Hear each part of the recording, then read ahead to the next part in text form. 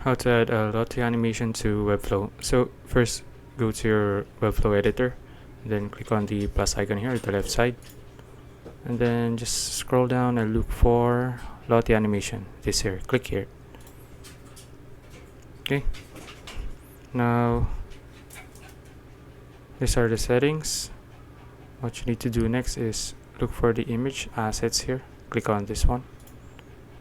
Then we just need to upload our file, the LOTTIE animation file.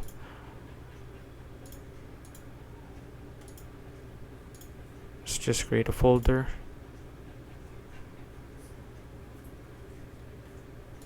Upload this one. Okay, now click on this one, or just drag it here. And if you want to preview the animation, just click on preview animation here. So you can see.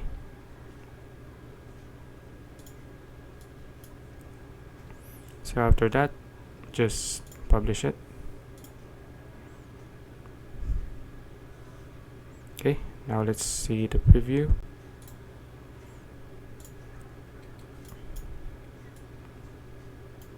Scroll down. Okay, there you go. So that's it. If you found this video useful, please like and subscribe for more videos like this. See you on the next one.